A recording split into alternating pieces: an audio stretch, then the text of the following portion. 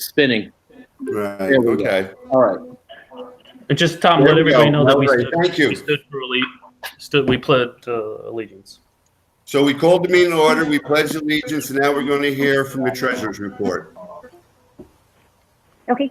Thank you, everyone. So today we're looking at the financials through May 31st of 2020. We're currently showing a net budget surplus of approximately $1 million. And this generally has to do with just timing of expenses. We really haven't seen any certs this year. Our professional consultant fees have been very low this year. And again, some of the salary lines were a bit over budgeted for hiring that we had anticipated maybe doing. So a few things that are contributing to that, but that's what we're looking at as of current. As far as 2020 purchases, I had included the list of items that we had approved for the 2020 budget that we haven't, that we agreed to purchase in this year and to show what the progress we've made. I believe some of these things the chief is going to talk about today that we might be ready to purchase. So that's in there just for everybody's reference. As far as budget transfers, we haven't done any yet this year. We don't have that many that are necessary yet. There's only maybe one or two accounts where we know we're going to be over budget, which has to do with, a settlement that really wasn't anticipated and some other just smaller, smaller expenses. So I am continuing to monitor it, but like I said, it hasn't been 100% necessary yet. So maybe anticipate budget transfers as we get into the fall.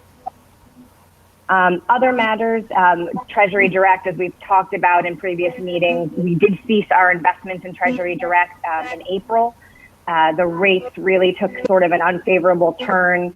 So again, when we talk about budget transfers and amendments, that is one thing we would need to talk about because obviously we had anticipated,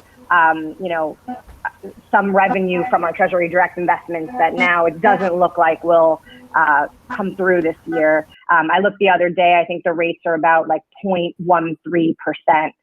Last year, at this time we were earning, over 2% in Treasury Direct. And, they said their year average is around 1.5%. So still, I don't think at this point it's worth, looking, putting money in Treasury Direct again yet, but we'll continue to monitor that, see if things recover a bit, and then we can make a decision at that time. Because we did receive we received the majority of our tax monies from the town of Eastchester in May. We received about 90%. We're still waiting on, receipt of the remaining tax revenues. But so we do have money to invest right now. It's just that it's not necessarily the most favorable time to do so. And just pointing this out again, because I don't think I've given a treasurer's report the last few meetings. We did have our audit conducted in January. Our audit statements were issued. We filed our AUD with the comptroller's office, and the documents are available to the public through FOIL if anybody is interested in reviewing the financials. I already mentioned our tax collection. So again, waiting to hear from the town as to when we are going to receive the rest. Usually the past few years, we did receive 100% in May. I know this year with the COVID and with, people having some leeway on when they could pay without penalties, there has been some collection issues potentially on their end. So we're still waiting on that. Then just a couple of other things. I know this is an agenda point later in the meeting. We do have our workers' compensation renewal. We only got a quote from PERMA, which is our current carrier, as we typically go out to bid every 3 years. We did this last year, and there's only really 3 carriers in our space that are interested in insuring fire districts. It was actually a pretty good answer. It was almost a 17% decrease in premium from last year, in the total of $276,305. With a small prepayment discount if we pay in full up front, which we typically do. So that's something, our new policy year starts on July 1st. So that's something for the board to vote on today. It's been provided to the board a couple of weeks ago when I received it. And then the last thing I have is, we are getting close to budget time. It's a little bit early to start talking about it, but I just want to bring it up that, I do plan to start looking into it, in July, with whatever we can, like the certain things at least where we know our expenses may increase or decrease, as well as I've already, the chief and I have started preliminary conversations on, any big purchases that he might anticipate, whether they're wants or needs, if there's equipment that needs to be replaced or, new gear to meet, evolving protocols, things like that. So we've started discussing it a little bit. And then I would just ask the board, I don't know, in some past years, there had been a budget committee. In other years, there was maybe one or two commissioners that sort of took an interest in working through the budget. Obviously, input is welcome from everyone. So I don't know if at this point in time, anyone on the board has any high level comments on the budget, what they want to see, don't want to see. Some things I would bring up would be, regarding apparatus purchases in the future. As some of you may recall, a few years ago, we had to change our reserve account. We had it as a capital improvement and apparatus reserve. And we were advised that that wasn't the correct way to categorize a reserve, and we had to choose one or the other.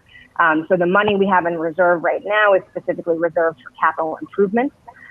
We don't have a reserve for apparatus, and I know obviously the chief could speak to this more intelligently than I could, but if I know he's mentioned eventually we'll need to replace the tower ladder, whether that's something that we want to start including in our budget.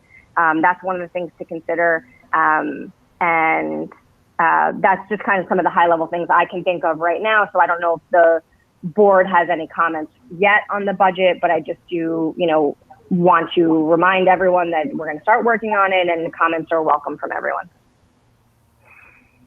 All right. Well, thank you very much, Jamie. I do have a comment. And certainly in our July meeting, hopefully we'll have a full board and we can move forward unanimously. But I would like to have a meeting on the budget specifically in August to sit down and do all the things you just talked about. I do have one question. The year before, or I think it was last year, we allocated money to pay for the aerial ladder that we ordered. We didn't pay in advance, so that money's still in this year's budget. We have all the reserves that we need to pay that outright. Is that correct? Yes, that's correct. Okay, good. All right, so maybe my fellow commissioners could talk a little bit, or the chief, whether if he thinks it would be useful for us to sit down, the staff and the board specifically, just to review the budget line items. Commissioner, this is the chief. I would recommend the full board to have the discussion, because I think that would be the best way to have no misunderstandings for the budget. So if all five absolutely, members are that's available, why I think that would be the best way to do it. Yeah, that's why I qualified the statement saying in July, hopefully we'll have the full board available to do that. But because it has to happen in August so that we can vote on it in the allocated date in September. All right. So thank you. So then we'll move on to the next, which is the payment of bills. So the board has been supplied 2 sets of bills and invoices and a credit card statement for the board's approval. Chief Tween has reviewed all prior to meeting, and except for the Ciatori claims. After the board's review, the board approves these bills and vouchers. The Treasury requests that the board approve the following. Warrant number 1, dated today, 6/13/20, for $273,000 and $273,918.92. Warrant 2, $205,000, $77.73, and the credit card bill of $1,000, $398.15. The total bills of $480,000, $394.80. Is there any questions or thoughts or comments on these warrants and bills?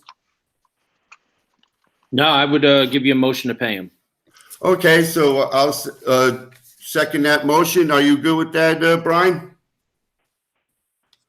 So we'll vote on the bills. Hold on one second, Tom. It seems that Brian has left us. I mean, I see his cell phone, but it's on mute. We have Sorry, sorry. There he is. Okay, Thank you, just, Stu. You know, I've been, for some reason, some very odd reason, I keep getting kicked out. So I've also logged in through my phone. So my apologies, and thanks for letting me know, Stu. Yeah. So I was here yelling, I'll second that motion. All But, right, so good. So we'll call it roll. Yeah. Commissioner Raven? Yes. Commissioner Keating? aye. Commissioner Roach is an aye. So the motion is carried. The bills are paid. Thank you again, Jamie. So we'll move on to the chief's report. Thank you, Commissioner. The monthly activity report for the month of May 2020, there were 248 total incidents. 7 were fire related, 129 EMS or rescue related. We gave mutual aid once to Pelham, once to Scarsdale, and we received mutual aid one time from New Rochelle Fire Department. The responses to the coronavirus 2019 pandemic, patients have started to diminish. We're not going on nearly as many as we did during the months of March, April, and the earlier part of May. The members continue to perform an outstanding job. They, are taking all precautions about getting sick or spreading any disease. They're doing a great job doing the PPE, and the decon is continuing. On the PPE, it has been a little bit easier to obtain. I was able to use a contact through one of our fire captains and get a vendor out in California to sell us 480 N95 masks. That was in the warrants. So we have a pretty good stockpile of the simple face masks and the N95 masks at this time. We're hoping that coronavirus doesn't spring up again in the fall. But it is a possibility the doctors and experts are talking about. It could be coming back at us. So we're making sure that we're prepared for it with plenty of PPE in reserve and just having it in stock. So I just want to say thank you to the members for continuing to do an outstanding job protecting the residents and helping the residents and protecting themselves. Group 4 had a fire at Haiku in the month of May. It was a grease fire, got up into the ductwork and spread up to the roof. The members of Group 4 with Captain Phil Pinto did an excellent job and brought it under control quickly. There was some damage to the kitchen area. It was they had to take apart the ductwork. They had to remove the motor on the roof. They had to spray water down from the top, so there was smoke, water, fire damage. So hopefully they'll be able to get everything fixed up. But I just wanted to mention the members of Group 4 and Captain Pinto did an outstanding job, because that's in a shopping mall. And if that fire had spread through the attic area, it could have taken out numerous stores. And so it was important that they stopped that fire quickly. And it was during a torrential rainstorm. Everybody not only getting wet on the inside from the hoses, they were getting soaked on the outside from the storm that was going through at the time.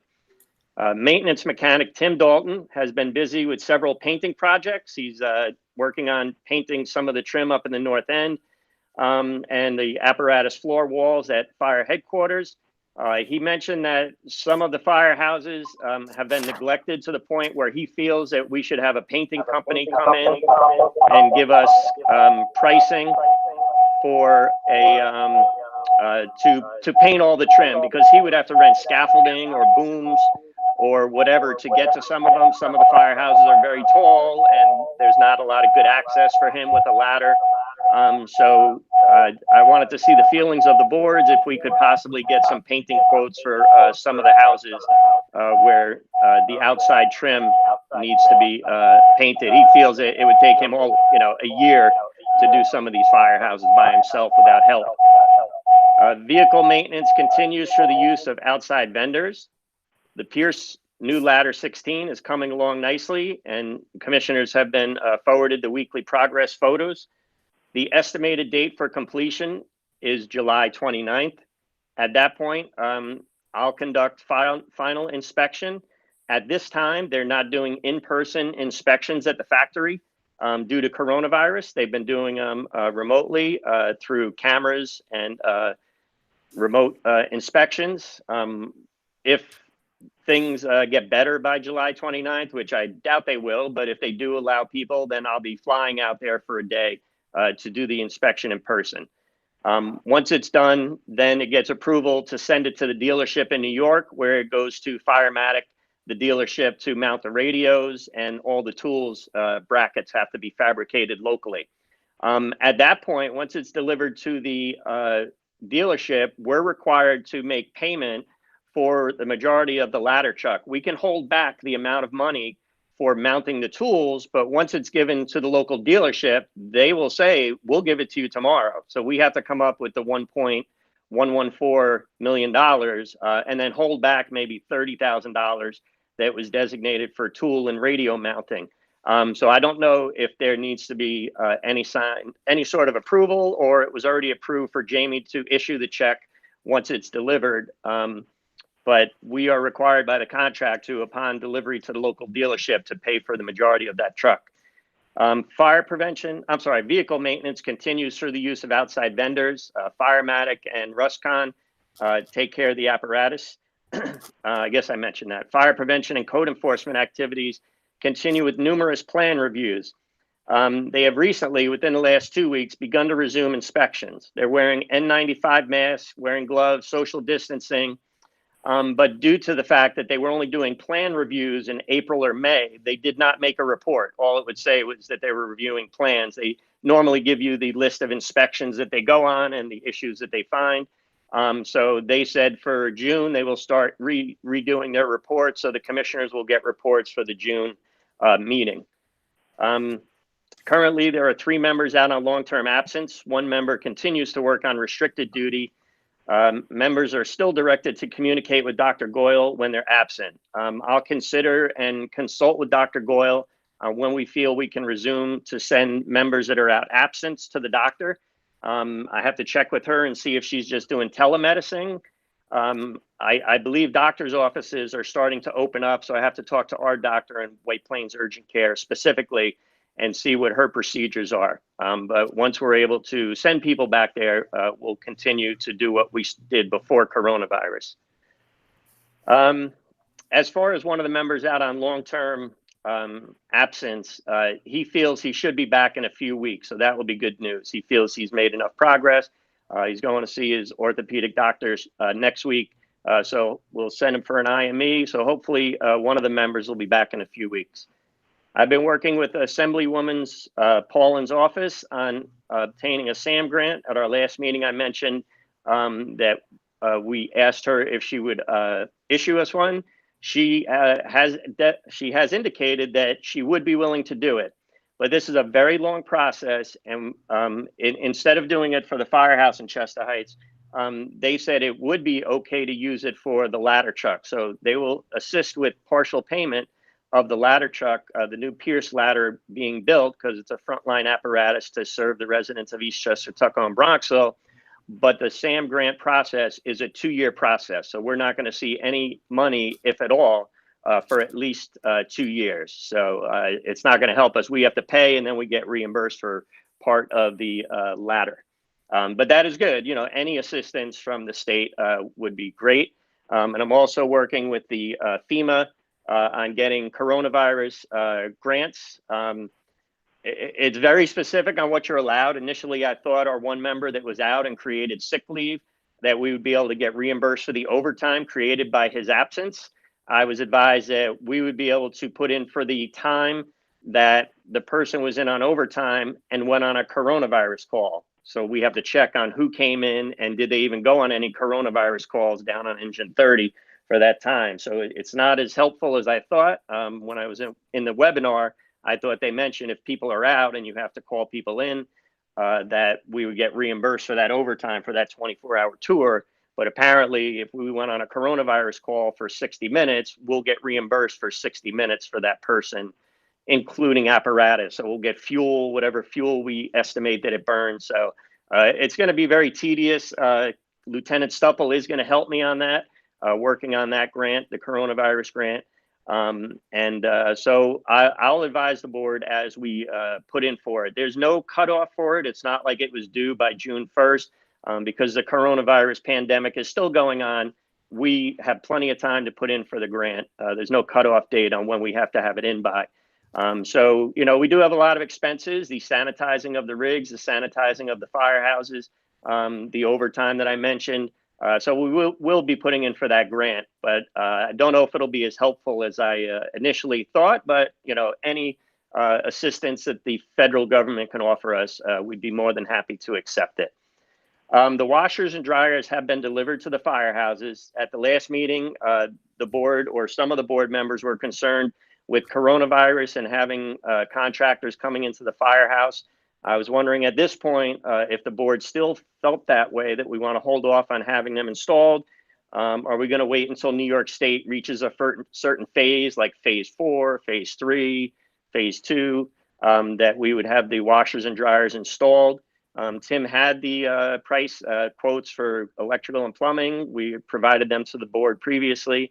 So I just need some guidance on that. Right now, they're in a holding pattern, sitting in each firehouse except Chester Heights and North End. North End already has them, and Chester Heights we're going to hold off till after construction. The next item is the Career Chiefs Fire Academy is scheduled to begin August 31st and graduate on December 18th, 2020. Due to coronavirus, it will be limited to 21 probationary candidates due to social distancing and coronavirus concerns. They've already had commitments from White Plains, I believe, for 8 firefighters, and Pelham 2, Larchmont 1. So that class is filling up quickly. So I just wanted to advise the board of that. If they choose to hire, the sooner the better to get a spot in that class. If they choose not to hire, that's, you know, the board's decision. Volunteer firefighter Mike DeSisto has passed away on June 7, 2020. I request the meeting be adjourned in his memory. He joined the department on June 9, 1960, was issued badge number 1401. He never took out any exempt papers that we have on file, so I guess he would still be considered active or standing down. Thank you again to the residents and merchants for their support to the members. We've been getting Girl Scout cookies and pizzas and, you know, cookies from the middle school, Eastchester Middle School students, the residents and the people of the town, merchants from the town have been very supportive of the fire department, and I wanted to say thank you. Jamie mentioned a few purchases. I do have a few things I would like to ask the board. There is the GenServe contract. I had sent an email. My understanding was that I don't remember it being brought up at the meeting, and Jamie did not either. But Commissioner Roche indicated that it was already approved. So I didn't know if there was minutes. I tried watching the meeting. I couldn't find anything where it was discussed and approved. The maintenance contract for the generators. Again, that is only a service contract. They change the oil. They check the antifreeze at a laboratory to make sure it's good. They do preventative maintenance. It's, you know, like the changing the oil on your car, and they check the fluids and all that kind of stuff. So that was, if that was already approved, then we don't need to do anything. I just need to sign the paperwork and send it in. That was in March, so maybe I was busy with coronavirus and I let it slip. I apologize for that if that was the case. And so the thermal imaging cameras, Jamie and I, when discussing the budget with Commissioner Rabin last year, I had advised the board, and money was put aside in the budget. I believe it was $13,000 for a forcible entry simulator and 2 thermal imaging cameras.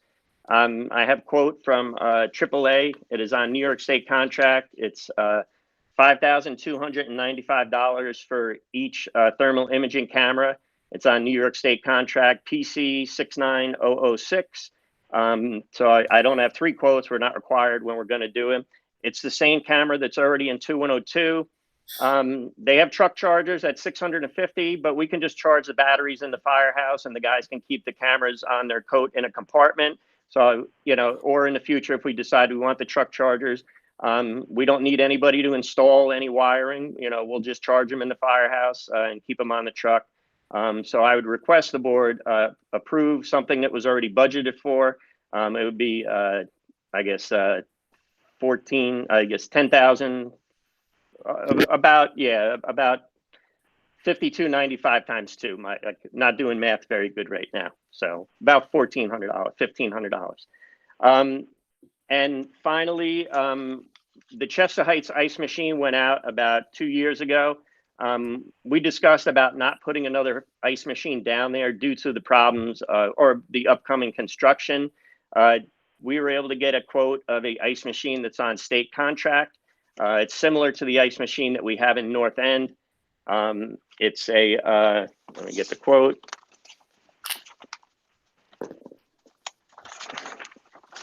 The ice machine is an Isomatic model CIM 0330HA. It's $3,561.89. It's on New York State contract PC 68656. The ice machine refrigerated part is $2,600, and the ice bin that goes underneath is $930. As I said, for a total of $3,561.89. I request authorization to have Tim order that. Again, it's on state contract, so we didn't have to get 3 prices. If the board approves it, we're looking to put it in the shop. It's going to go right next to the slop sink. There's a drain, there's water lines there. Tim thinks he could hook it up. We don't have to get quotes from a plumber. If he has problems, I don't think the plumber's pricing would be too expensive, as it's going to be 3 feet away from an existing cold water line and a drain line. So I think the installation, if Tim couldn't handle the plumbing, the installation would be, hundreds of dollars, not thousands of dollars to install it. And that's the end of my report. Thank you. Thank you, Chief. Chief, could you clarify the ice machine is to go in which house? Fire headquarters, which is where most people come for training and stuff. And we would think of putting it in the shop by the slop sink. The slop sink is in the back of the shop, away from, it's in the very back corner of the shop, closest to the firehouse, not closest to the back parking lot. That would be most convenient. An alternate location would be down in the supply closet, which is off the garage. There's also water lines there and drain lines there available, but it would be less convenient for the members, as they would have to go down to the basement to get ice with, carrying a cooler up and down the stairs. So the preferred location is in the shop, where it's more convenient, on the same level as the entrance. If that didn't work out, a secondary location would be in the basement of headquarters. I mean, I'm fine with that. I'm assuming that ice machine is used for after debilitating emergencies and fires, that for recovering, you put ice buckets on each responding unit and things like that. Yeah, on a daily basis. Yeah, we have a cooler on each fire truck, and they put ice in it. And in the summertime, that when it gets hot and humid, they ice them up every day, so that if they do get a fire, the water in the cooler will be cold. All right. So, do we want to wait till we have a full board to discuss this also, Chief, or do you think? I have a question. I have a question for the chief. Okay. Can you guys hear me? Yes, sir. You hear me? Okay. Chief, is there, it would be good for you guys to get those washing machines, the machines up and running and electrified, and get the water in. Is there any way we can do it? We really limit the exposure of something coming in, and making it easier once it's installed, having it cleaned almost immediately. Yeah, I mean, we can make sure that, I would imagine it'll take them at least a few hours in each firehouse, because they have to run vent lines for the dryers, which entails drilling through the concrete sides of the firehouse. So I would imagine it's going to take at least, half a day to a day for each washer and dryer. We can have the firefighters out of the firehouse during that time, during the installation, and only Tim would be with them, and Tim can social distance and wear a mask. Right. And Tim can, wipe them down or whatever once the contractors leave. So I believe it can be done safely, but that's my opinion.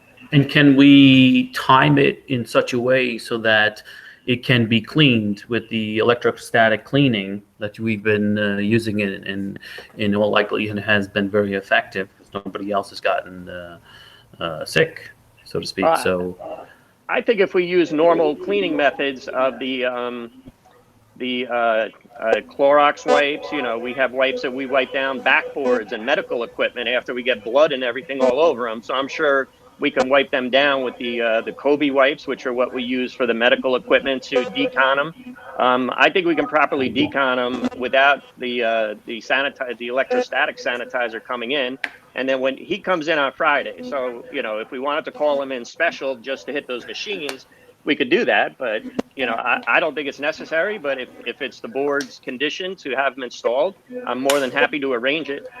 Well, what I thought I heard Brian say is, could you schedule them for Wednesday and Thursday so that we already have this coming in on Friday to do it? Yeah, so just so it's absolutely. yeah, so it's time so that you get like the guys are not coming back in immediately, and the next person, the next body that's coming in are actually those folks who clean professionally. Not that you guys aren't doing a good job cleaning, but and so this way it's possible to get done, so they're not waiting 2 years from now in case this lingers. Again, he comes every Friday. Okay. If it's okay that it's 2 days, we can have the guys install the washers and dryers on Thursday and Friday, or I'm sorry, Wednesday and Thursday, and then the guy can clean them on Friday. You know, he comes every Friday. He starts at headquarters at 9 a.m. or at 8:30, and then he goes to 2, 3, 4, 5. So, you know. All right. Did we skip over the ice machine? Are we waiting on that? And we're now talking about washers and dryers, because we have a long list here, and we're already halfway into this half hour into this meeting. So, Yeah, I would say that we should just, you know, with this list, I would just mention too, by the way, that we are in phase 2, so a lot of this installation and stuff is permitted to be going on. This type of interior construction is permitted. The only thing I would say is that the chief, just make sure you have a policy in place to make them aware that regardless of whether or not they intend to, we need them to wear masks. And for social distancing, I don't know if we're going to be taking temperatures of people entering the firehouse. A lot of people are starting to do that.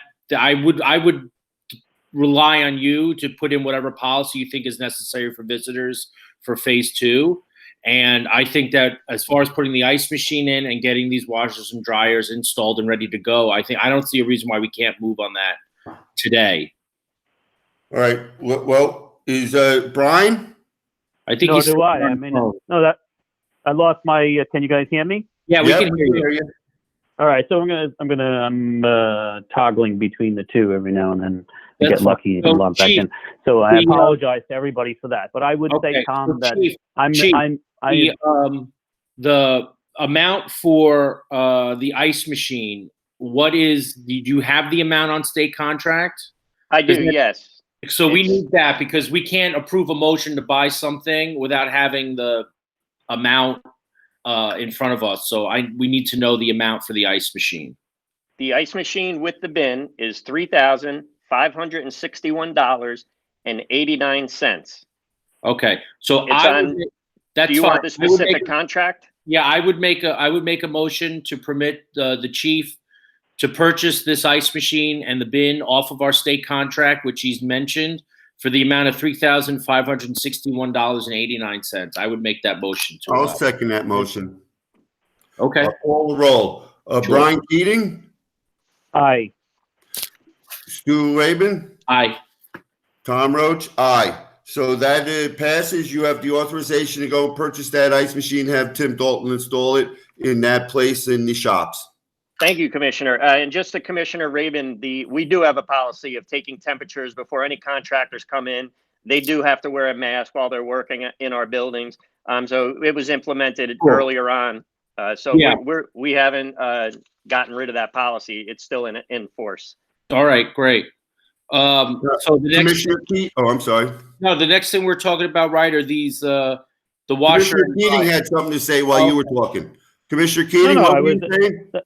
No, that was it. I'm in agreement that with Stuart and the chief that if we can get these things in now, we get as great a guarantee as we can and time it as well as we can, so that the guys can actually get these in there finally and start to use them, and probably add to the ability to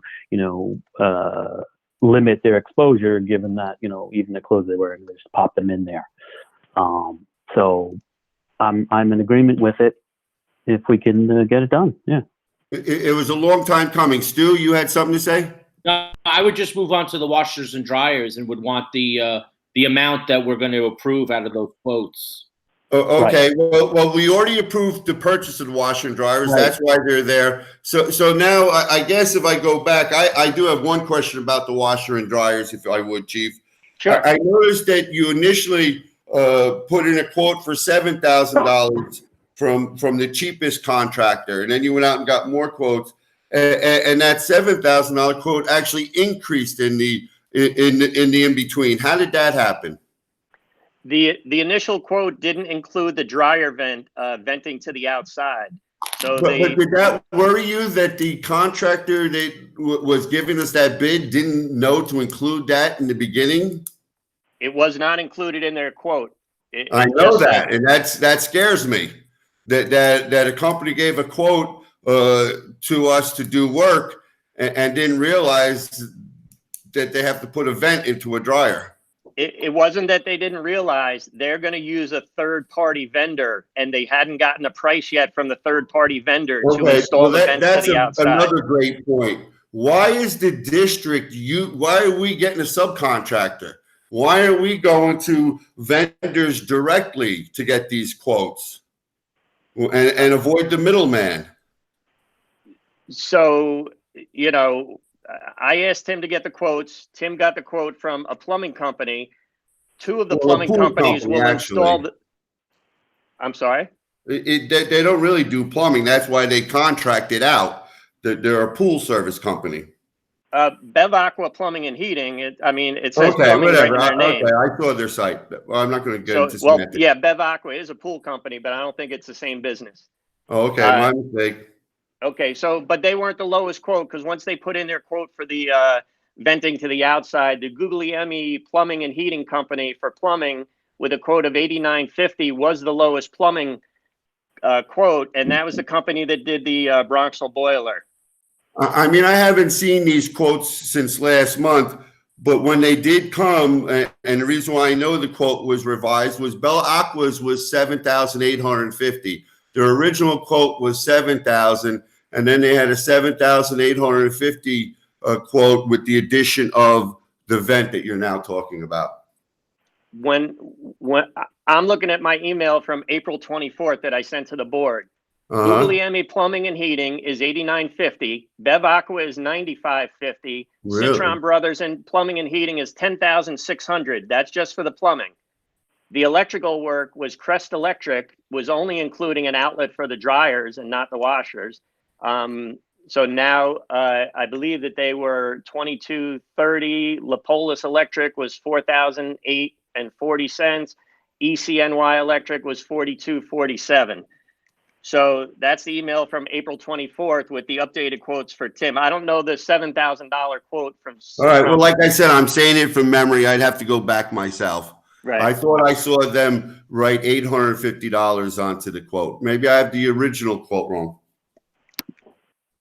Yeah, I don't know if that was per firehouse, because we're doing it in 3 firehouses. As I said, we're not doing Chester Heights, and North End already has a washer and dryer. So all these quotes are for headquarters, Tuckahoe, and Bronxville. Yeah. And I believe 2 of them were $2,400 and maybe one was $1,600. Is that possible? Again, I'm looking at my email from April 24th. Yeah, we're only guessing. Okay. So what did the commissioners want to do? I would say one thing. I think the confusion initially, Tom, it's a simple thing. Bev Aqua with a V is the plumber, and Bell Aqua with an L is the pool service. Oh, I looked up the wrong place. Very good. That's okay. So what I would say is that our Guglielmi quote for $89.50 seems to be the lowest quote, and our lowest quote for the electrical work is Crest, right, Chief, at $22.30? Yes, that's correct. So, I mean, I'm comfortable with getting this work done like we talked about if the rest of the board is, and I would be fine tossing out, giving you 2 motions, one for each piece of the work, one for $89.50 for Guglielmi, and one for the $22.30 for Crest, if the board would want to second that. Brian, are you? Did you hear that? I'll second that, Stu. This Yes. is really Okay, a long time go coming. forward, we should really get this for the guys. Yep. And We've make been this doing it for happen. 2.5 years that I've been on the board. Yeah, so that's $89.50 for Guglielmi Plumbing and Heating, and that's $22.30 for Crest Electric for all of our plumbing and electrical needs to install these washers and dryers. Yes, sir. I'll call the roll. Brian Keating, Aye. Stu Rabin, Aye. Tom Roach votes aye. It's been approved. Go ahead and do it, Chief. Thank you, Commissioner. Yep. You're welcome. I want to thank you so much for your handling of the coronavirus and preparing and looking forward and knowing there might be a second wave and getting all the protective equipment for the members. That's awesome. Continue to do those things. I appreciate your initiative looking at the SAM grants. I hear the understanding of the FEMA grant. It might cost more to research than you'll ever get back. So obviously concentrate on the SAM grant. I'll be happy to assist you with that. I don't, as you said, it's a long period of time. We don't know if we'll be accepted or not. We have to pay for it. We already ordered a rig. We accepted that. That's actually part of the rules and regulations of those grants anyhow, that you have the ability to pay for it in case it doesn't come through. I hope that we do get it. I suggest that we have more construction work, and it does, not only does it work for fire apparatus that respond and save, but also for the capital projects where those rigs are housed. And so next year, as we continue doing projects, looking forward to Main Street, that you always keep that in the back of your mind, that that's available. The more you send in, the more likely you're going to get one. Yep, I agree, Commissioner. Very good. Chief, the thermal equipment, right, that we budgeted for last year. Yes, sir. You have the specific pricing for the for those two. I do. Yes. So state each contract camera, as well, right? This is state contract as well. They are a FLIR model K55 for $5,295 each. All They right. are on New York State contract PC 69006. And they come with an additional smaller thermal imaging camera as a bonus promotion right now from FLIR, a little handheld one about the size of a cell phone that we'll be able to utilize as additional cameras. Okay. The chief is right. When we did do the budget last year, Brian, just so you know, when we did do the budget last year, we did talk about having these purchases included in the equipment lines for the chief. And we Makes sense to me. We pushed it to 2020 rather than doing it at the end of the year. So I again would be more than comfortable to make a motion to allow for it would be a $10,590 purchase for these cameras. The money was made available in the 2020 budget, and we're buying it off of that state contract PC 69006. So I'd be happy making a motion. Please present it, Stu. Hold on 1 second, Stu. And does that include the installation? They carry them, right, Chief? They're thermal. They're handheld. They do make truck mounts for an additional $650. At this point, I feel that we can charge the batteries in the firehouse when we charge our portable radios. So there'll be no installation, no additional costs other than buying the cameras. Okay, great. And Chief, correct me if I'm wrong, these are important because they allow the men and women of the department to use them inside and interior to see where there's hot spots, right, within walls and otherwise?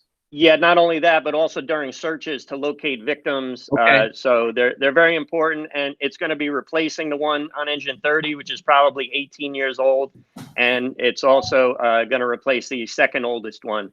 Okay. So, now, are those older ones going to be kept somewhere as emergency spares should something happen, or are they just Can we sell them? Are they like I know it sounds odd they're so old, but I mean, do we just throw them out? We had spoken about trying to stock the spare apparatus, the reserve apparatus, so that the two cameras they're replacing would go onto the reserve apparatus, ladder 15 and engine 28. So they wouldn't be used every day, but if they were needed, they would be available. If one of the first line ones went out of service, they could be taken off the reserve apparatus to use. There probably would be $100 trade-in value, but I don't think we'd get very much at all because they're so old. Okay, fair enough. All right, I made that motion for the 10,000, whatever it was. Thanks, Stu. $590. Second by Brian, and I'll call the roll. Sure. Brian Keating, Aye. Stu Rabin, Aye. Tom Roach is aye. So we have the Board of Fire Commissioners just authorized the chief to purchase the thermal imaging cameras and replace old cameras that will now be used in spare rigs. Could you just comment on the GenServe, Commissioner Roche? I didn't think that we approved that at an earlier meeting, but if your I memory will say this about our conversation. I apologize if I implied the wrong thing. As far as the GenServe, I recalled seeing the invoice. Yeah, I provided the I don't know if proposed contract. Is it necessary that we approve it today? It expired April 1st, so they're due for their preventative maintenance oil changes and stuff. I mean, can it wait a month? I would assume so. Okay, no, I got another question for you. All that service that they do that we purchased the contract for, do you have a ballpark figure what that costs on an annual basis? We've never done it because we've always done the contract. So I don't know that we've ever. Well, here's my point. What if it costs $600 to order that and have them come and do each machine?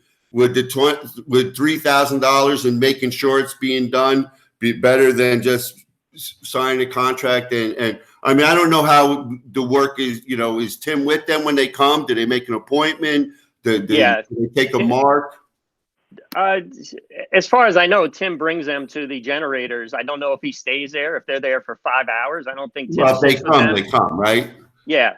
All right. So basically, we know the work's being done, and you feel this is the best way to guarantee the work continues to be done. I think it is. They've been running. We've had very little problems with them. You know, a couple repairs here and there, but for the most part, the generators are holding up quite well. Perfect. Stu, you want to do your magic? Yeah, plus it's good for preventative reasons, because then sometimes if we're calling because of a problem, they may not be able to reach us. But if we have a contract, we'll get a little bit of a how would you say, like a better preference? Right. You know, prioritize service. Yeah. At least they know you. Exactly. Yeah. Okay, sounds good. I would definitely make a motion to empower the chief to execute that new Generac service contract and agreement that we've already previously approved. So I would just I'll second that. The new company is, just so you know, it's not Generac, it's GenServe. GenServe. Sorry. Yes, sir. Yeah. And it's for $2,650. $2,565.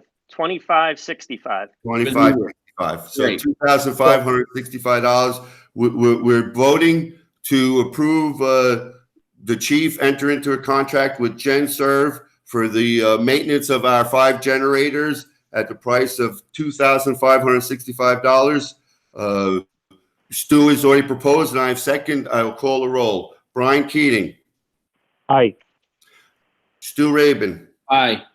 Tom Roach is aye. We passed that and give you that approval, Chief. Thank you, Commissioners. And my last question was on the payment of the ladder truck. Is Jamie authorized to write that $1 million check, or does that have to come before a board? Well, certainly we know we voted on that. Yeah. But it does, you know, unless she was like, you got to write the check now and we're not meeting for 2 weeks. We'll just vote and do it, I think, right? Well, I mean, that's what I'm afraid is going to happen. If it comes August 12th, they're going to expect a check upon delivery, and we actually have to give them that check on that day that it gets delivered. So we don't. So I think we have to pay it. Yeah, and we voted to approve to pay. Yeah, we would leave that on the July meeting. How's that sound? Sure, that's fine. I mean, I don't think we need to vote on it, but Commissioner Winters had made some comments about that purchase. So I would like to give him an opportunity if he wants to speak on it. Okay. All right. And that's the only reason why. Otherwise, I do it right now like we have been. You mentioned about truck out of the driveway and turn around and go home with it. I don't really think that's happening. Especially with 15 not operating correctly. All right. Brian, did you want to say something? Nope, I'm good.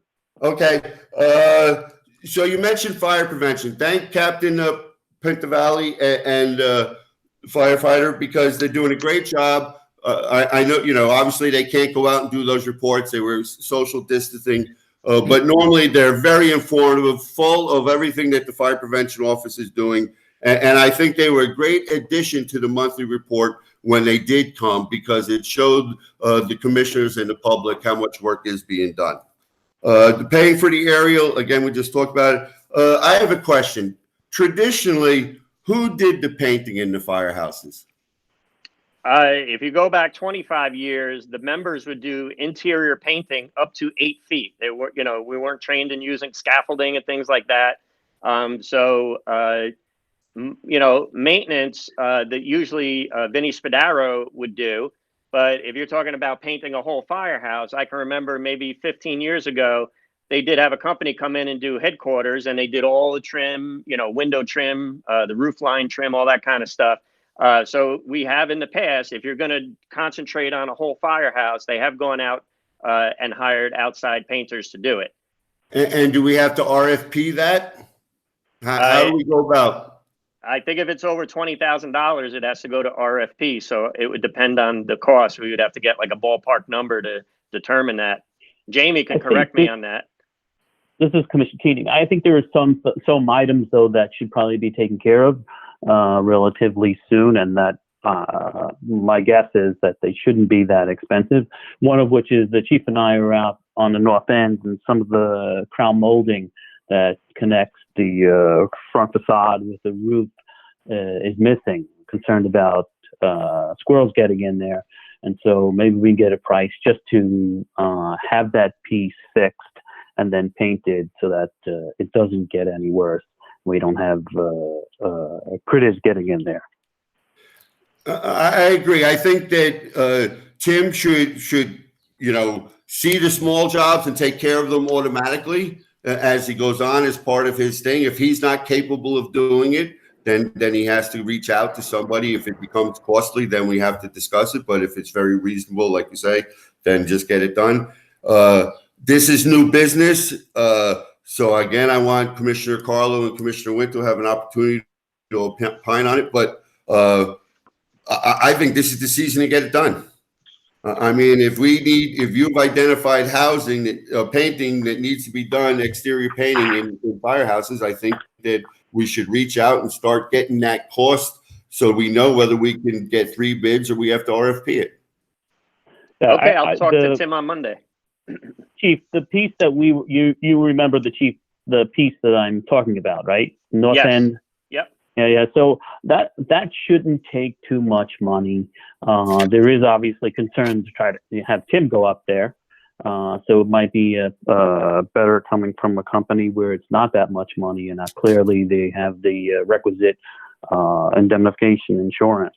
So I would be in favor of fixing that, and not necessarily having Tim have to go all the way up there, and having a professional do that, who would normally go up that high. One of the issues is that, the company comes in and they're, tasked to go up there and replace a small piece of trim. And then they find, the wood underneath the trim is rotten, so they can't nail to it. No, so you start to open up a whole can of worms. The North End Firehouse is 80 years old. Yeah. So, but we want to find that out, Chief. If that's true, better to know than not to know, because otherwise we're making up for a leak. Right. Yeah. That's why I'm saying if we get the quotes, we'll get the quotes and see what the contractors recommend. All right. I'm Chief. I'm more saying I'd rather have a company that does that scales that high, has the proper equipment, as opposed to Tim's got a lot of stuff to do now. Maybe we can get a company to come in there where it doesn't cost a lot of money and get up there and use what they need to use to see what's going on there. It could be truthfully just about nothing, just the replacement of the wood that's cracked away, and they should be able to see if there's any activity up there, and or rotting as well. Okay. And this is Jamie. Just to clarify, this would likely fall under a contract for public works versus a purchase. So your threshold for RFP is $35,000. Yeah, Thank you, can't Jamie. imagine that. I can't imagine that being more than $1,000 or $2,000 without, obviously I'm looking at it from the ground as opposed to being up there and seeing it for sure. But Tom's right. We should see that and reconcile that as soon as we can. Also, keep in mind we would most likely have to pay prevailing wage for this work. So even though we do have a threshold, it would also be fine if we wanted to do an RFP just in order to present what we need as so it's not open-ended as far as the scope of work. Because once we get somebody in here, they could start saying, well, you need to do this, you need to do this, you need to do this. And then it becomes a management issue on the chief and really Tim's time to have to go there and continue to either agree to permit additional work to be done or cut it off.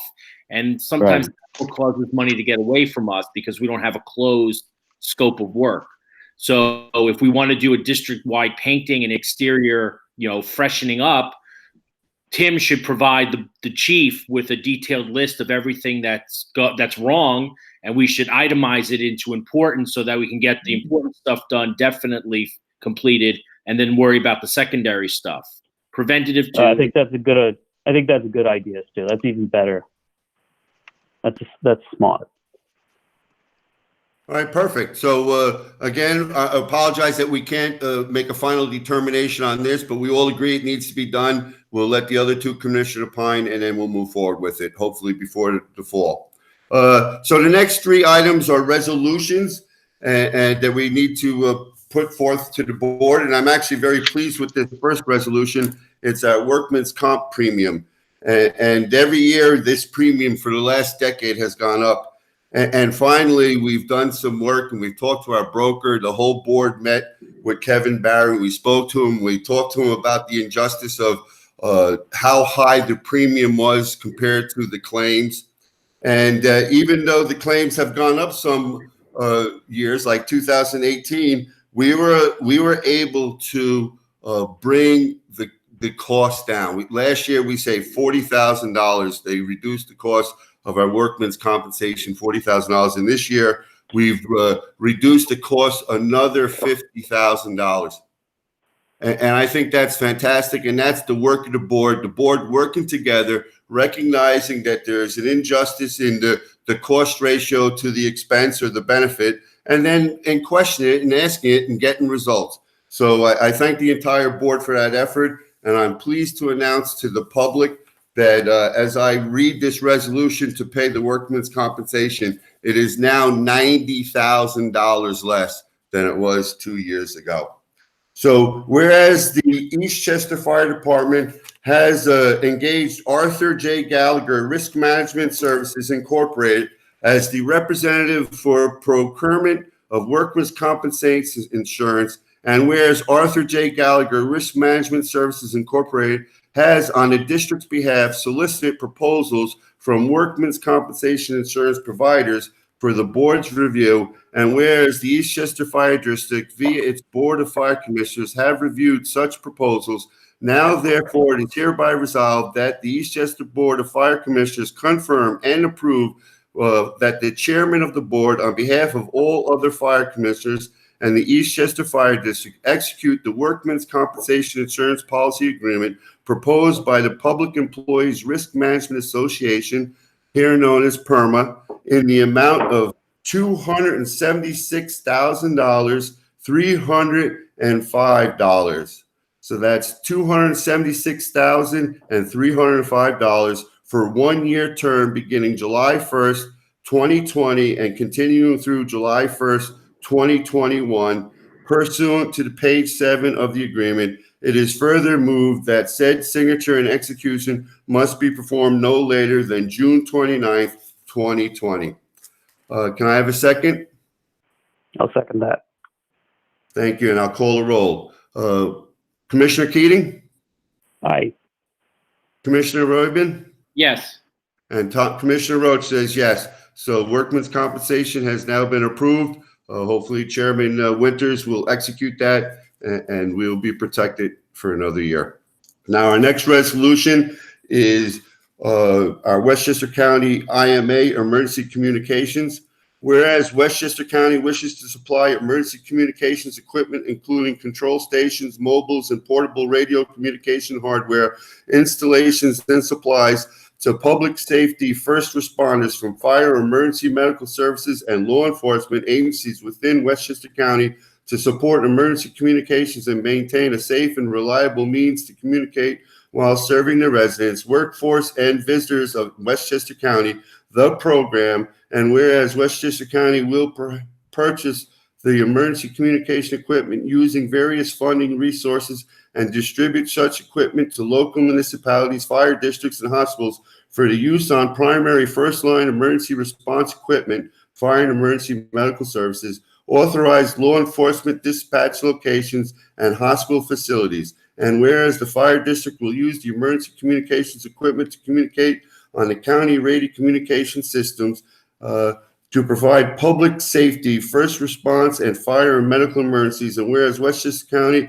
desires to enter into the license agreement with Eastchester Fire District for the distribution and operation of aforementioned equipment, now therefore in consideration of the terms and conditions herein contained, Eastchester Fire District confirm and approve that the chairman of the board, on behalf of all other fire commissioners and the Eastchester Fire District, execute the intermunicipal agreement and license for the provision and installation of new subscriber radios and equipment to district facilities and/or apparatus as accepted and agreed by the parties.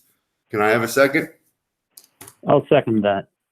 Okay, I'll call the roll. Brian Keating, Aye. Stu Rabin, Yes. Tom Rhodes says aye. The Board of Fire Commissioners has accepted this resolution. So you can go forward, Chief, and execute this resolution. Chief, you're on. There you go. Yeah, I just wanted to say thank you. So I can sign off on it and I'll submit it to Westchester. Thank you. You're more than welcome. All right. Authorization of council to review. Authorization of Ethics Council to review an opinion on matters or questions of ethics before the Eastchester Board of Fire Commissioners. Whereas the Eastchester Fire District has engaged Stephen T. Sledzik, Esquire of Morrison Law Firm, located at 445 Hamilton Avenue, Suite 402, White Plains, New York, 10601, as the Eastchester Fire District's Ethics Council. And whereas a member of the Fire Board of Fire Commissioners has requested that a formal review of matters or questions be reviewed by council for purposes of generating an in-depth, non-binding opinion of said matters or questions before the board, and now therefore it is hereby resolved that the Eastchester Board of Fire Commissioners confirm and approve that ethics matters or questions be reviewed and opinion upon by council, and the intent of disseminating an in-depth, non-binding opinion. And can I have a second? I'll second that, Tom. Very good. I'll call the roll. Commissioner Keating, Aye. Commissioner Rabin, Aye. and Commissioner Roach says aye. So that resolution authorizing our Ethics Council to review an opinion on matters before the board has been approved and will be set forth. All right. Now we got to go. Moving right along. So earlier in the chief's report, he mentioned about the medical reporting system, the sick call, our medical monitoring of members who have called in sick. And he said he'll be in contact with the doctor to find out the procedures and when that will continue. And that's awesome. And I thank you. And I'm assuming as we open up, that'll be relatively quickly. But I do know that in March, we voted to rescind the policy of sending members calling in sick to the doctor. So I'm going to hold, I'd like to make a motion to rescind, to revote and to return anyone that calls in sick, the policy to be reinstituted. We waived the policy during the COVID-19 crisis, and now we're going to rescind the exemption and reinstitute the policy. And of course, if there's a second wave and our members are in any danger, we're not going to send them into harm's way, and then we'll have to reconsider it in the fall if that, God forbid, that actually happens. We hope it doesn't. But anyhow, so I make a resolution that we return to the original medical monitoring policy prior to the March 7th meeting, where we held it in abeyance during the COVID emergency, and now reinstitute it so that when a member of the Eastchester Fire District calls in sick and is unable to make the tour, they will go as soon as urgent care is available to that doctor for medical evaluation to make sure that they're not seriously ill or injured. Can I have a second? I'll second that, Tom.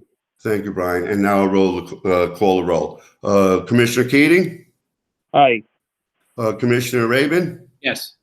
And Commissioner Roach says aye. So the Board of Fire Commissioners has reinstituted the policy of medical monitoring and doctor visits by our personnel if they're unable to make a tour. All right, so the next order of business is Fire District Secretary. We received 4 resumes from our postings, or 3 or 4 applicants, I should say. 1 applicant lives out of district, so unfortunately that eliminates that candidate. So we have 3 candidates. I would like to make a motion that we at least, the Board of Fire Commissioners, reach out to those candidates and set up some type of remote interviewing so that at least we can talk to each of the candidates and make a decision on who we want to, maybe as COVID-19 restrictions relax, we can make an in-person interview maybe later in the summer if possible. But at least we start the interview process and get a feeling for who we want to be our next Fire District Secretary. Can I have a second on that motion? For starting the process, Tom, I'm in favor of that. I guess we don't really have. Do we have to vote on this still? I'm fine with voting on it. It's fine. Vote on is we could certainly vote on Starting the process. oh yeah, we could just vote in order to interview anybody we want. We can pick a day. We could figure out someone can coordinate that, and then we can all make a concerted effort to be there at that time. Online is fine. I mean, I'm hopeful that we'll be able to start bringing somebody in sooner rather than later, because we have some stuff to catch up on. So yeah, I mean, we could certainly have a motion in order to begin the hiring process and schedule interviews. Whenever we're meeting in July, prospectively, maybe that would be a good date, just like we did the lieutenant and the captain interviews in this manner. We could do that again prior to our next board meeting. Yeah, I second that, or Brian already has. Definitely, I would support hiring, starting an interview process very soon. All right, so I'm going to call a roll for a vote on continuing the process of hiring a secretary. Commissioner Keating? Aye. Commissioner Rabin? Aye. Commissioner Roach says yes, so we'll continue. We'll set up interviews. I will email the 3 applicants. I'll go back. If you don't mind, I mean, I think you're absolutely correct. We'd probably be best off if we come to a date on a meeting that doing it prior to or before. But what would you think of allowing would it be inappropriate to allow the candidate to pick the time that's best for them to be interviewed remotely? Well, why don't, Tom, and no offense, why don't we do this? Why don't we, in the first instance, start out and ask Jamie if he's kind enough to reach out to the 3 candidates and see if each and every one of them, in the first instance, would be able to meet remotely. Jamie, are you okay with that? Yeah, that's fine. I would love if you would do that. Thank you, Jamie. Now you're doing both jobs. I fear to ask you to do anything. Well, Tom, here's where we part ways, because it's not now. It's Ben. She's been doing, wearing both hats, and hopefully the fire district is very grateful to her. I certainly am. She's been unbelievable, and so yeah. And this is just going to be one more thing. But Jamie, it's in a good vein, because we want to get somebody in there who obviously should be doing these, but we do appreciate it, all that you've done. Invaluable. Yeah. Thank you, Jamie. And thank you, Chief. Don't feel slighted, but you're only wearing 3 hats. Jamie has many more on now. He'll get his thanks later. Make sure people know that they can convene in this matter also by phone only. So if they don't have the ability or care not to do a video call, they can just do it by phone. Right, and it won't impact them negatively in any way. It's just obviously everybody knows that. Just for everybody's education. So therefore, we'll see if we can just get the ball rolling so that when things relax, we're farther down the road. So to Tom's point, though, do you want me, if they show interest, do you want me to ask what days and times generally work for them, or I'll just tell them, a time will be forthcoming? It's up to you. I think we could probably hash that out later on. What do you think, Tom? I really go with the majority on this. Yeah. We've maybe just reach out to them in the first instance and see if they're available, and then we could try and figure out a time. Okay. How about that? Is that okay, Jamie? Certainly, Jamie, there would be no harm in finding their best availability without any commitment to that being the time that will be picked. Okay. Yeah.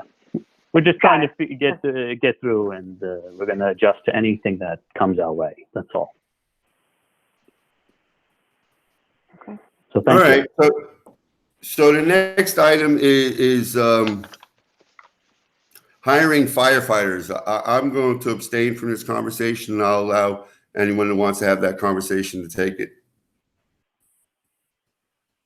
Well, I mean, the chief's already properly, I think, communicated with us what our options are as far as the August training or academy, rather. We're running low on spots. I know that we have a couple of questions or such that we were looking to get answered. My advice, for myself, I've always been somebody who's been positive in the idea of hiring. I think that it's a decision that needs to be a board decision with the chief's assistance. I would be more interested in maybe even tabling the conversation until our next meeting, where perhaps we can have 5 commissioners to sit down and discuss it. Me personally, I would like to have a detailed conversation about what the benefits are for hiring. Obviously, we have certain benefits built in through the CBA that we just recently agreed to with Local 916 at the end of 2019.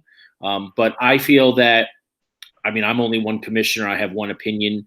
I think that we should just take advantage of the time that we have between now and the middle of July or so to suss this out as a group, and then go back and have some kind of understanding about how we want to do things or what we want to do things. I don't think it's in our interest today to vote on it. We haven't interviewed anybody. We would have to set up for interviews. I know that we sent people for CPAT. And I'm sure those are still approved or in good standing, but we don't have any exact candidates to even look at right now. The only thing I think we've received is a list of names of whom and their scores. So I don't think we could hire anybody today. Nobody's been interviewed. So I would say July at our next board meeting, we need to come up with an answer one way or another. And hopefully we won't lose spots in the academy. They're not looking for names, Commissioner Raven. They're just looking for us if we want to reserve spots. And if we reserve spots and don't use them, they probably wouldn't be too happy since they're going to be limiting the class. So they're not looking for names. They just want to know, do you want 0, 1, 2, 3, 4, or 10? So you would not have to hire.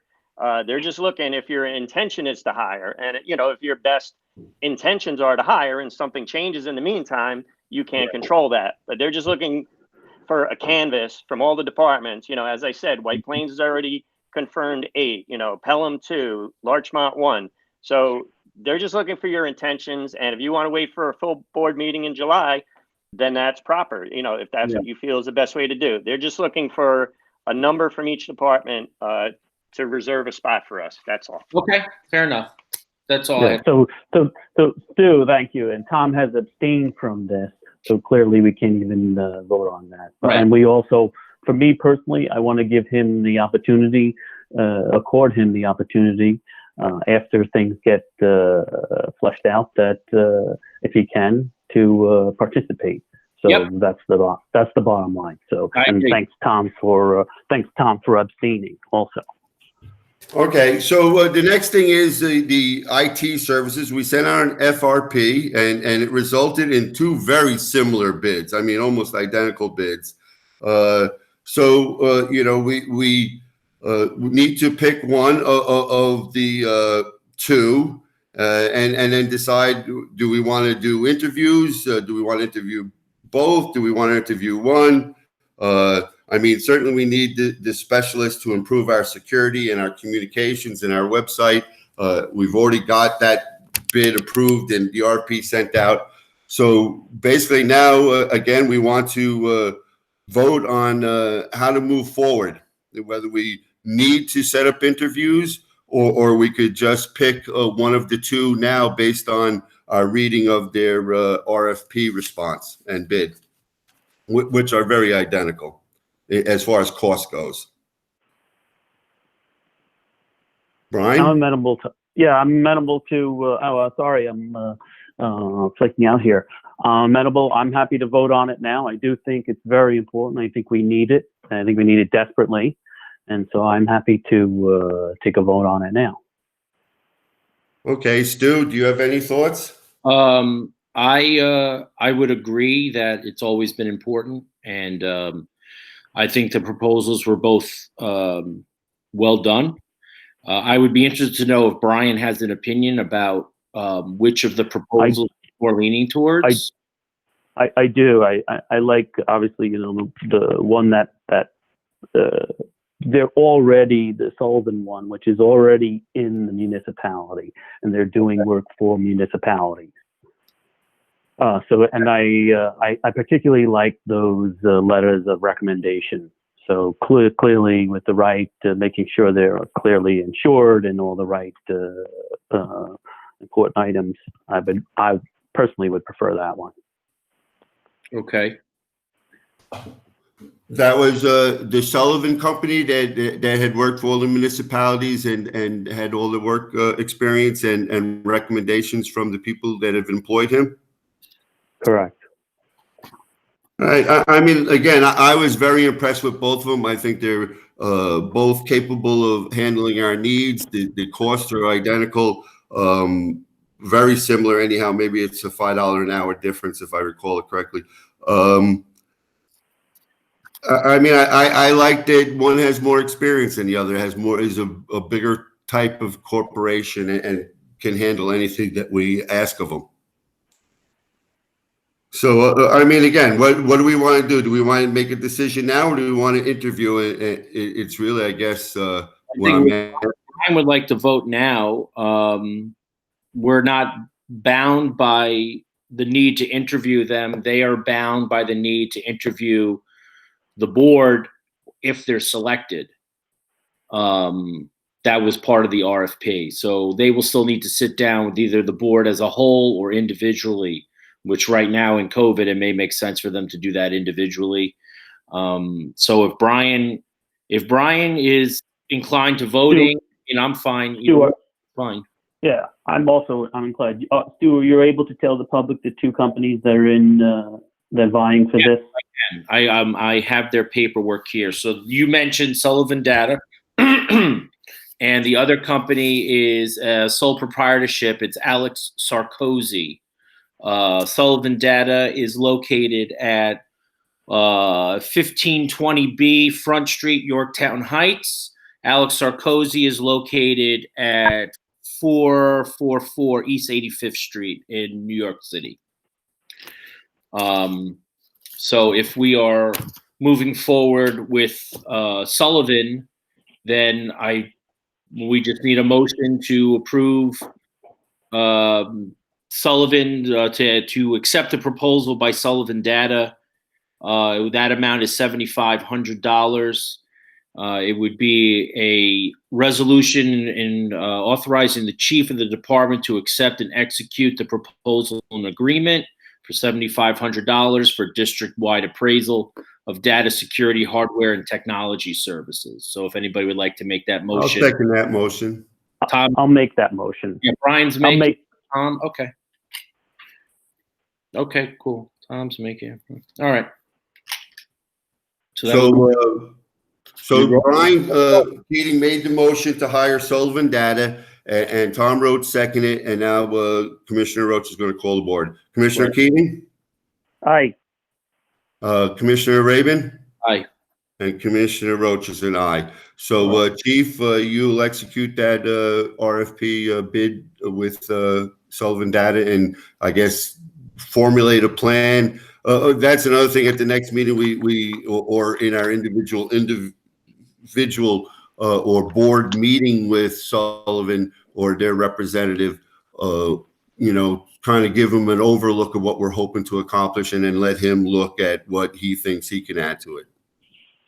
Will do, Commissioner. Thank you. Okay. All right. So next you. up is commissioners' reports. Commissioner Keating, do you have anything to report? I'm good, other than to thank, like I said, Jamie for an exceptional job doing both of them, basically. And the chief and the membership, these guys have not gotten sick, and unbelievable, and we're thankful to them. So, Commissioner Rabin? Oh, I'm so sorry, Brian. My only comment, that's I echo Brian's comments as far as being very appreciative of the chief and the men and women, what they've been doing and how they've been able to protect themselves properly. I just hope that who's ever watching this from the public, especially those who are residents of Eastchester, Bronxville, and Tuckahoe, understand that this virus is serious. I think everybody here has been affected in one way or another from somebody who's either had it or passed away from it. And it's not necessarily the end yet. So we need to remain vigilant in our social distancing and listening to the guidance from the state and the CDC, and just be safe. And that's it. That's all I'd have to say about that.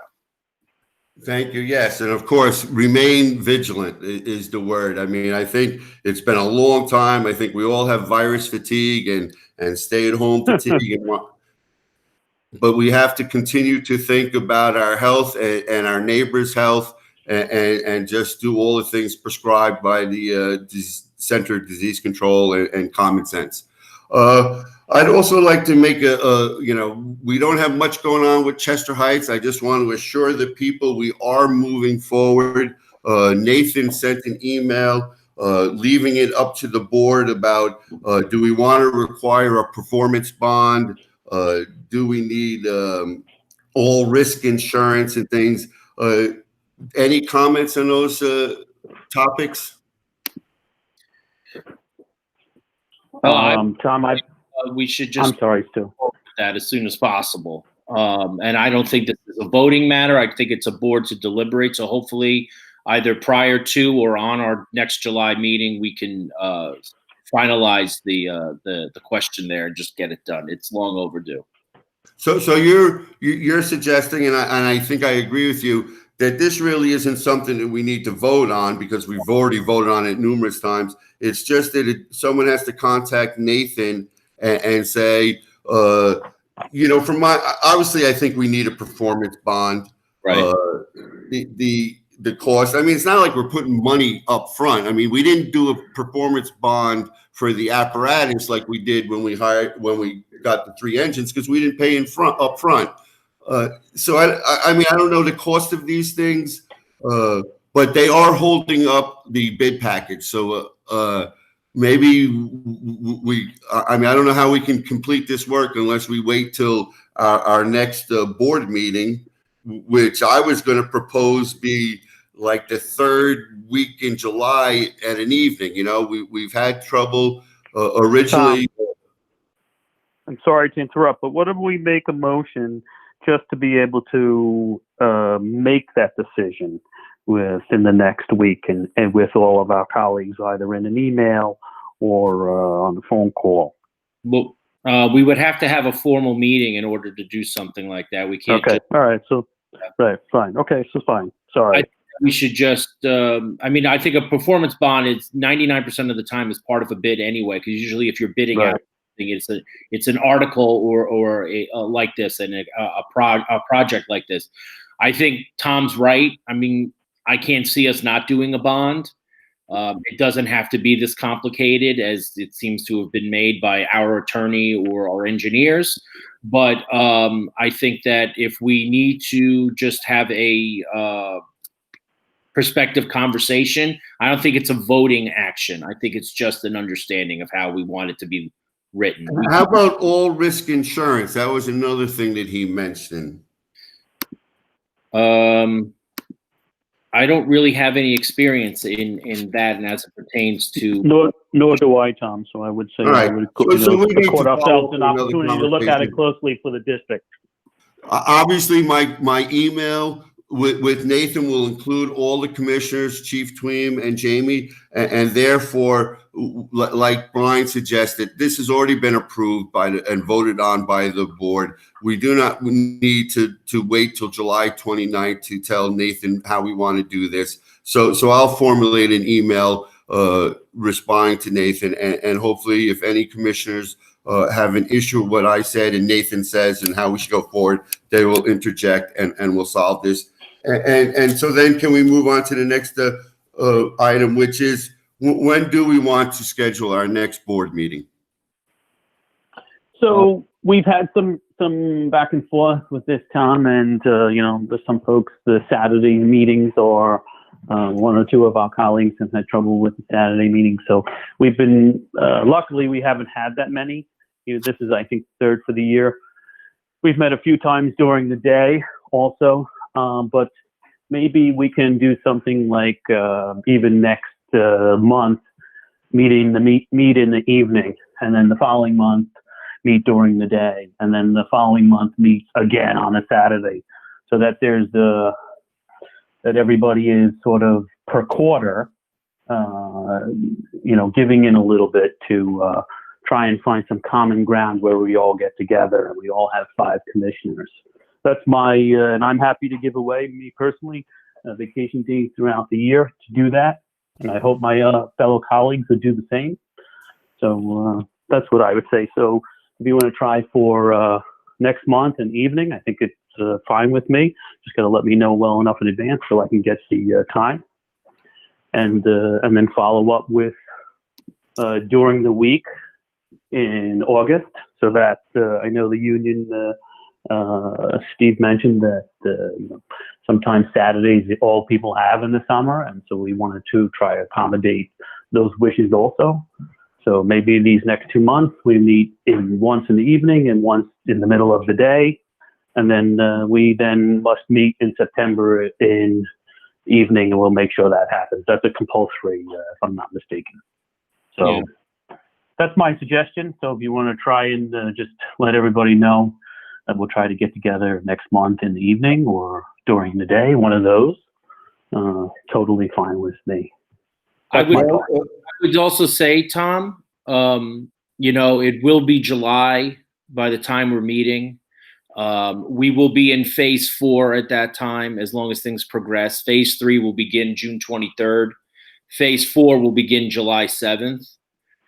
I would say that would be something to take into consideration, that if we do an evening meeting in July, for example, if we do the 21st, which I think is a Tuesday, let's say, an example, from what we understand, Mr. North, who generally tapes our videos, our commissioner meetings, has said that when we've done the second Tuesday of the month, it's worked out well for him because of the schedule at the Village of Bronxville.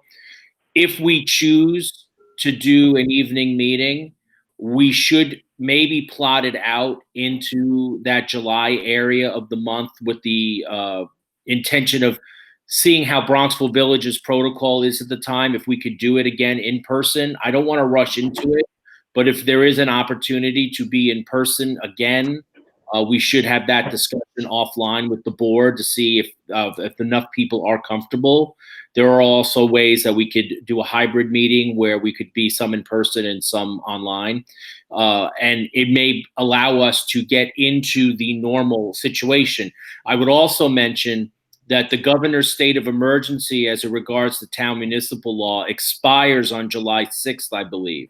So after July 6th, we may find ourselves required to begin operating more so as we did before COVID and not being as permitted to operate in this way. So if his extension goes to the 6th and phase 4 begins on the 7th, that might be the reason why they're coinciding. So there may be an expectation from the state government that we should be convening in person again for phase. I would say Tuesday, July 21st may be a good jumping off point. It's a little more than a month away, but it's earlier enough in the month that we shouldn't fault on any bills. Jamie, I think you're right. Maybe Jamie's left us. All right. So No, then I'm here. No, that's probably fine. So you think that a Tuesday, July 21st at 6:30 p.m. Meeting would put you in line to pay your bills on a timely manner? Yes, I mean, I do have permission to pay contractual bills outside of a meeting, so we don't have to worry about, Con Ed or Suez or things like that. So I think that'll be fine. I won't personally be there at the meeting. That's when I'm out of town. If you have it on the 21st, but I'll have everything prepared for you. That's not a problem. Okay.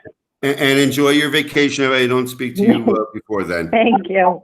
I would also mention too that as an aside, if the intention of some board members is to get some clarity from our council on certain matters, that should give enough time for that to happen, and enough time that if we do choose to hire or send people to the academy, we still have a small window to send people with the July meeting and also the August meeting. Hopefully we won't cut our nose off too much. At least we'll have a decision to be made. That could also be a determining factor that the academy may not allow us to have spots, but we are still dealing with other outside issues. So I would just say that. Nothing Right. water. And I know I wanted to. Oh, I'm sorry. No, that's it. Yeah. Right. I think that's well said. I'm going to continue to go into radio silence here until we have an opinion rendered. So I feel more comfortable. Hopefully that won't hurt us. I know I did say in December that we should have sent all the hundreds to do the background checks. When I sent that, I never heard anything from it. So, I mean, we're against there's no doubt we're up against the gun. That's the way it's going to remain. We're going to adjourn the meeting with a moment of silence. Chief, we appreciate that you offered us Mike DeSisto. We had also made a statement that the board wanted to make. I'm certainly going to add Mike.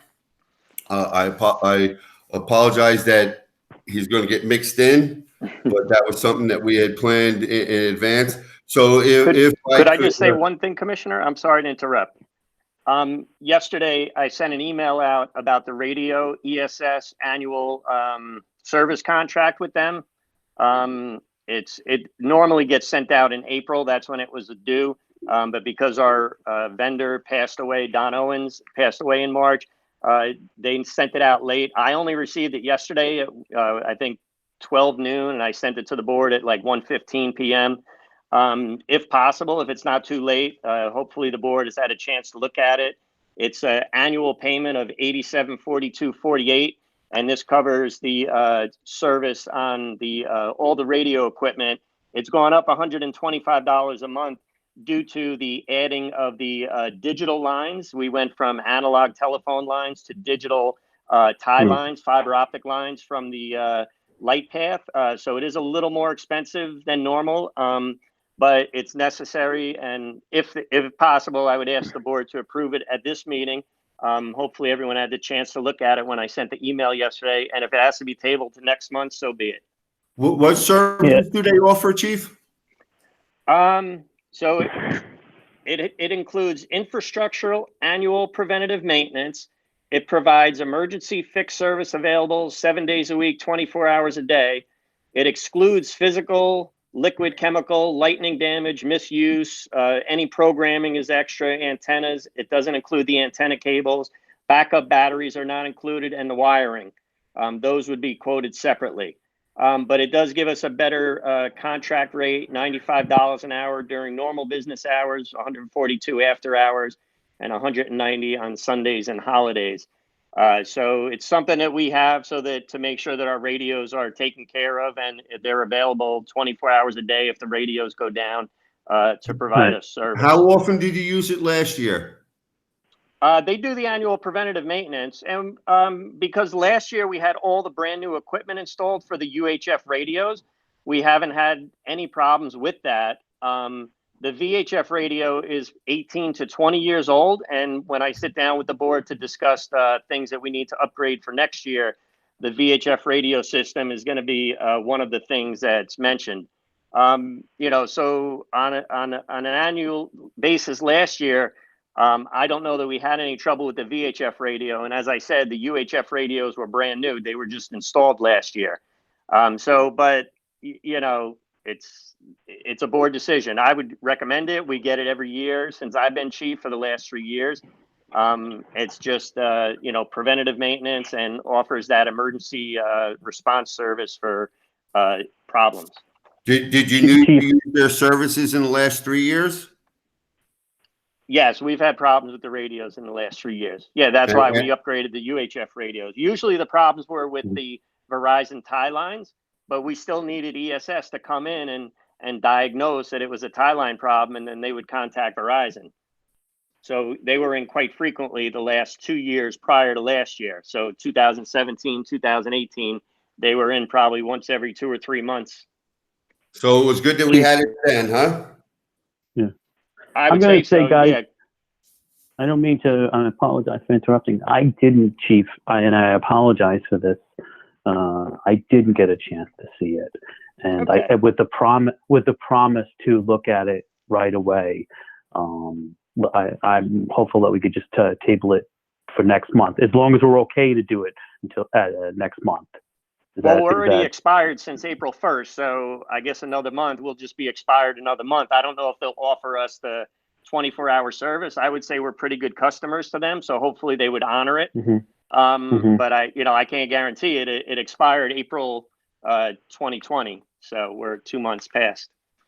Right. All right, And it so was their fault we'll for us renew it not getting August it. 1st. So basically, if we meet on the 22nd and we vote on it, or the 21st, I apologize. Then a week later we'll reinstitute it.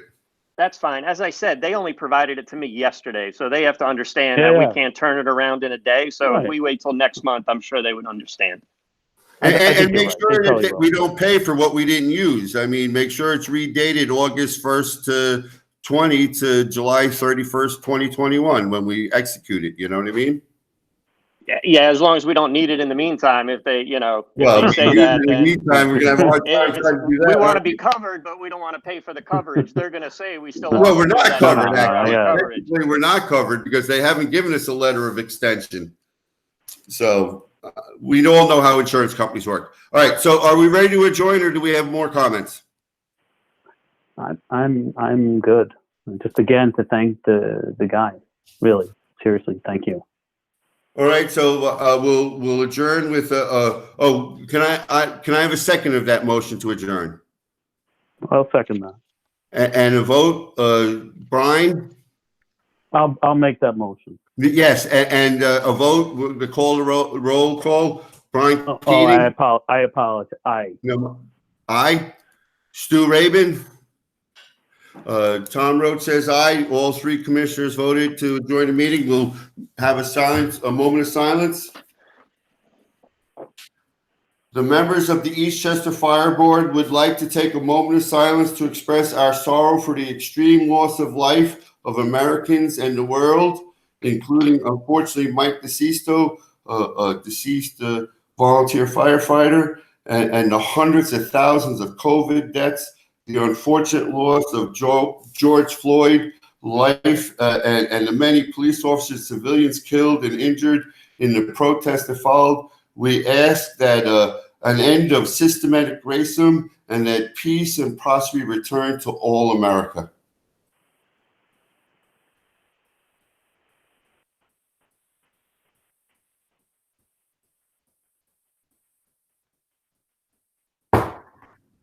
Okay, we'll adjourn to executive session. Thank you. Thanks, Jamie. Thanks, everyone. Thank you, Tom. Tom, fantastic job. Yep. Thank you.